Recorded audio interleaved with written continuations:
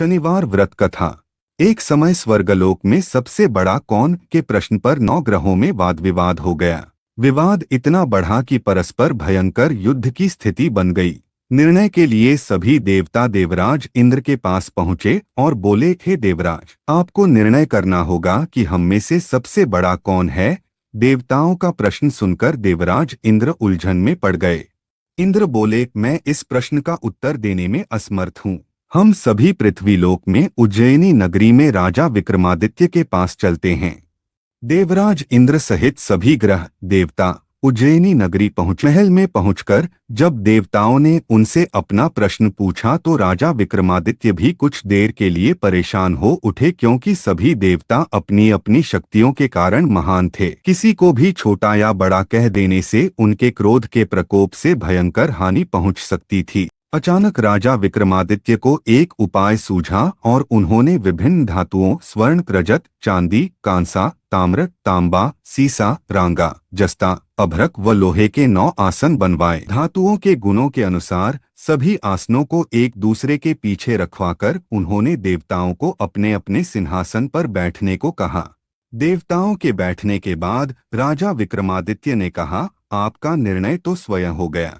जो सबसे पहले सिंहासन पर विराजमान है वही सबसे बड़ा है।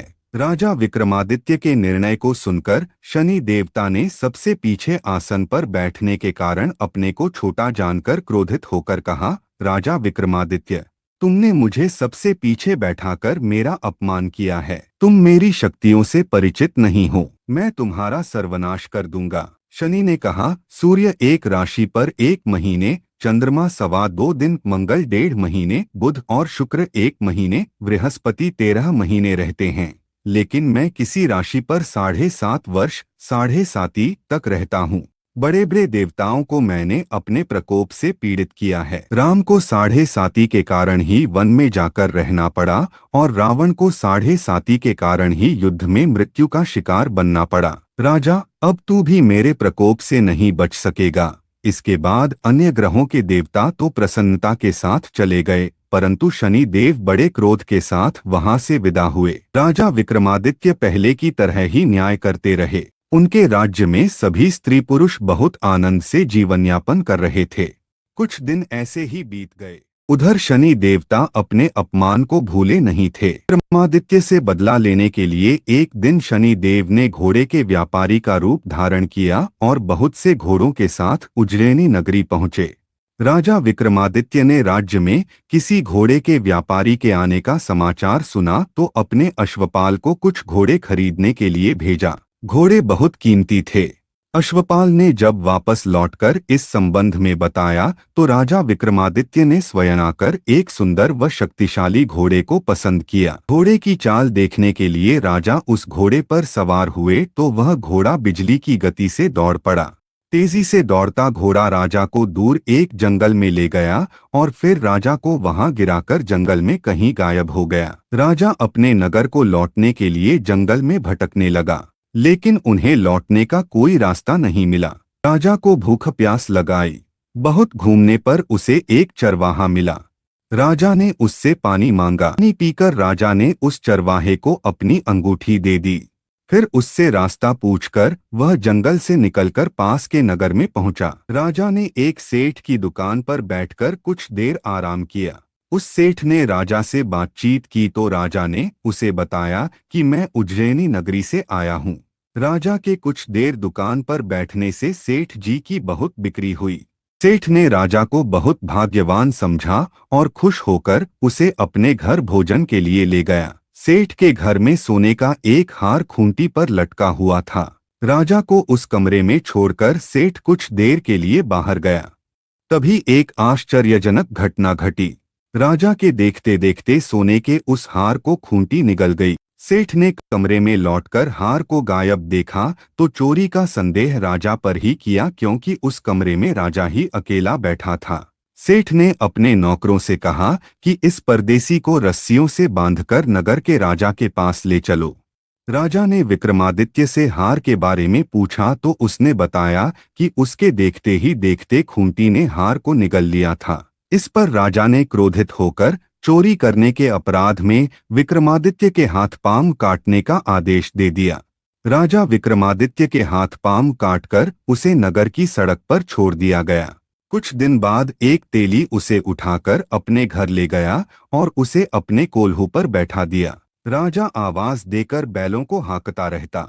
इस तरह तेली का बैल चलता रहा और राजा को भोजन मिलता रहा। शनि के प्रकोप की 7.5 पूरी होने पर वर्षा ऋतु प्रारंभ हुई। राजा विक्रमादित्य एक रात मेघ मल्हार गा रहा था कि तभी नगर के राजा की लड़की राजकुमारी मोहिनी रथ पर सवार उस तेली के घर के पास से गुजरी। उसने मेघ मल्हार सुना तो उसे बहुत अच्छा लगा और दासी को भेजकर गाने वाले को बुला लाने को कहा। दासी ने लौटकर राजकुमारी को अपंग राजा के बारे में सब कुछ बता दिया। राजकुमारी उसके मेघ मल्हार से बहुत मोहित हुई। उसने सब कुछ जानकर भी अपंग राजा से विवाह करने का निश्चय कर लिया। राजकुमारी ने अपने माता पिता से जब यह बात कही तो वे हैरान रह गए। रानी ने मोहिनी को समझाया, बेटी, तेरे भाग्य में तो किसी राजा की रानी होना लिखा है, फिर तू उस अपंग से विवाह करके अपने पाप पर कुल्हाड़ी क्यों मार रही है। राजकुमारी ने अपनी जिद नहीं छोड़ी। अपनी जिद पूरी कराने के लिए उसने भोजन करना छोड़ दिया और प्राण त्याग देने का निश्चय कर लिया। आखिर राजा रानी को विवश होकर अपंग विक्रमादित्य से राजकुमारी का विवाह करना पड़ा। विवाह के बाद राजा विक्रमादित्य और राजकुमारी तेली के घर में रहने लगे। उसी रात स्वप्न में शनि देव ने राजा से कहा, राजा, तुमने मेरा प्रकोप देख लिया। मैंने तुम्हें अपने अपमान का दंड दिया है। राजा ने शनि देव से क्षमा करने को कहा और प्रार्थना की, हे शनि देव, आपने जितना दोहक मुझे दिया है अन्य किसी को न देना। शनि देव ने कुछ सोचकर कहा, राजा, मैं तुम्हारी प्रार्थना स्वीकार करता हूँ। जो कोई स्त्री पुरुष मेरी पूजा करेगा, शनिवार को व्रत करके मेरी व्रत कथा सुनेगा, उस पर मेरी अनुकंपा बनी रहेगी।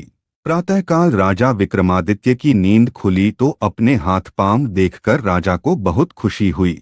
उसने मन ही मन शनि देव को प्रणाम किया। राजकुमारी भी राजा के हाथ पांव सही सलामत देखकर आश्चर्य में डूब गई। तब राजा विक्रमादित्य ने अपना परिचय देते हुए शनि देव के प्रकोप की सारी कहानी सुनाई। सेठ को जब इस बात का पता चला तो दौड़ता हुआ तेली के घर पहुंचा और राजा के चरणों में गिरकर क्षमा मांगने लगा। राजा ने उसे क्षमा कर दिया क्योंकि यह सब तो शनि देव के प्रकोप के कारण हुआ था। सेठ राजा को अपने घर ले गया और उसे भोजन कराया। भोजन करते समय वहां एक आश्चर्यजनक घटना घटी। सबके देखते देखते उस खूंटी ने हार उगल दिया। सेठ जी ने अपनी बेटी का विवाह भी राजा के साथ कर दिया और बहुत से स्वर्णाभूषण, धन आदि देकर राजा को विदा किया। राजा विक्रमादित्य राजकुमारी मोहिनी और सेठ की बेटी के साथ उज्जैनी पहुंचे तो नगरवासियों ने हर्ष से उनका स्वागत किया। अगले दिन राजा विक्रमादित्य ने पूरे राज्य में घोषणा कराई कि शनिदेव सब देवों में सर्वश्रेष्ठ हैं। प्रत्येक स्त्री पुरुष शनिवार को उनका व्रत करें और व्रत कथा अवश्य सुनें। राजा विक्रमादित्य की घोषणा से शनिदेव बहुत प्रसन्न हुए। शनिवार का व्रत करने और व्रत कथा सुनने के कारण सभी लोगों की मनोकामनाएं शनिदेव की अनुकंपा से पूरी होने लगीं। सभी लोग आनंदपूर्वक रहने लगे।